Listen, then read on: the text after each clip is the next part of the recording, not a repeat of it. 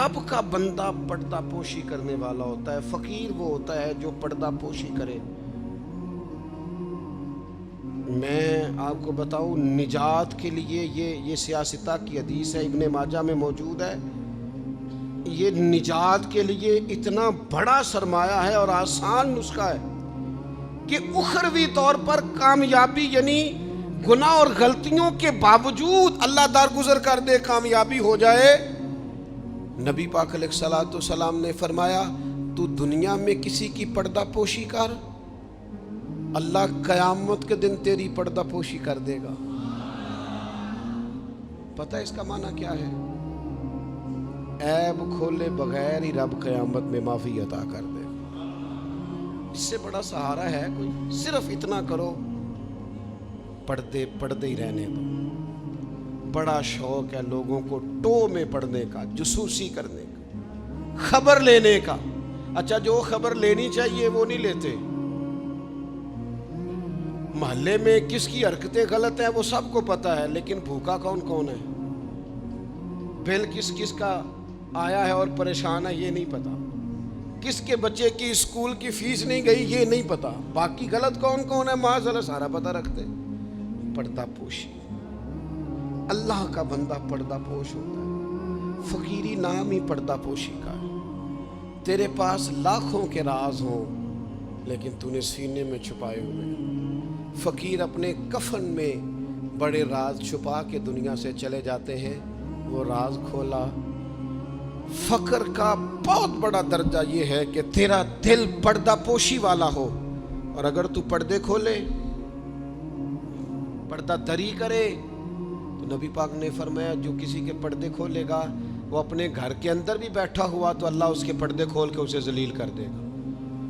کیا معنی ہے؟ صاف ستھری دو ٹوک بات ہے. جس کا ذلیل ہونے کا دل ہو کہ میرے پردے کھل جائیں، وہ دوسروں کے کھول دے، خود بخود تیرے کھل جائیں گے.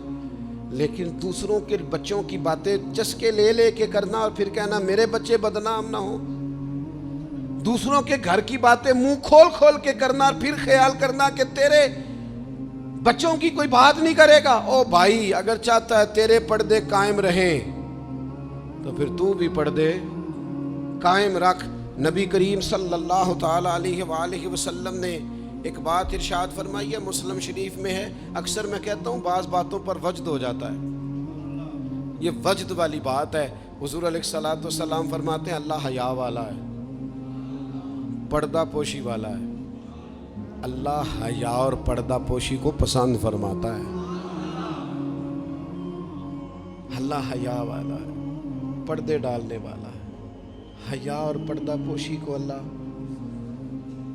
جو رب کا پسندیدہ بننا چاہے ایک تو حیا کرے اور دوسرا پردے ڈالے. اس کا بھی عیب چھپائے، اس کا بھی عیب چھپائے، اس کے بھی عیب چھپائے. لیکن یہاں اگر تو تیرے پاس دولت اور طاقت ہے تو پھر سارے عیب چھپے ہوئے ہیں، اور اگر بندہ ماڑا ہے غریب ہے تو پھر کھول کے منہ باتیں ہو رہی. میری غربت نے کیا مجھ کو زمانے میں بدنام، تیری دولت نے تیرے عیب چھپا رکھے. اپنی طبیعت کو پڑھ. اللہ کا بندہ کنز المال میں موجود ہے. حضرت عمر رضی اللہ تعالیٰ عنہ بیٹھے تھے. یہ ذرا دیکھیے یہ حضور کی تربیت یافتہ جماعت کیسی تھی. سیدنا فاروق اعظم بیٹھے ہیں، حضرت جریر ابن عبداللہ رضی اللہ تعالیٰ عنہ بیٹھے ہیں. ایک آدمی کی اچانک ہوا خارج ہو گئی اور اس کی آواز آئی اور بدبو پھیل گئی. اب یہ چیزیں بعض اوقات انسانی طبیعت کے کنٹرول میں نہیں ہوتی. ہمارے ہاں لوگ مذاق اڑاتے ہیں، پھپتیاں کستے ہیں، تانا زنی کرتے ہیں. ہوا خارج ہوئی، آواز بھی آئی اور بدبو بھی پھیلی. تو حضرت جریر ابن عبداللہ فٹافٹ اٹھ کے کھڑے ہوئے، حضرت عمر سے عرض کرنے لگے حضور ہم سارے جا کے وضو نہ کر رہے ہیں، ایک آدمی کی ہوا خارج ہوئی ہے، وضو ایک کا ٹوٹا ہے. حضرت جریر فٹافٹ اٹھ گئے کہ کہیں کسی ایک کی طرف لوگوں کا اشارہ نہ ہو جائے، وہ بندہ شرمندہ ہوگا، پردہ کھلے گا. یہ تربیت ہے رسول اللہ کے صحابہ کی. اٹھ کے کھڑے ہو کے عرض کی حضور امیر المومنین چونکہ آپ اس وقت ہمارے اجازت دیں، سارے وضو نہ کر آئے. تو وہ بھی تو حضرت عمر تھے نا. فرمانے لگے تو اسلام قبول کرنے سے پہلے بھی سردار تھا قبیلے کا جریر، تو آج بھی سردار ہی ہے۔ تیری باتیں سرداروں والی ہیں، تیری باتیں ذرا بڑی بڑی ہیں، تیرا دل ذرا بڑا ہے۔ تو نے جو بات کی ہے وہ بڑے لوگ کیا کرتے ہیں، پردہ پوشی بڑے لوگ کرتے ہیں، کسی کو شرمندگی سے بڑے لوگ بچاتے ہیں۔ کسی شخص کا گردن نہ جھکے، یہ بڑے لوگوں کا کام ہے، بڑے لوگوں کا۔ وہ گردنیں جھکا کے راضی نہیں ہوتے، وہ کسی کو عزت دے کے راضی ہوتے ہیں۔ تو بڑا آدمی ہے، لہذا تو نے بڑی بات ہی کر دی ہے۔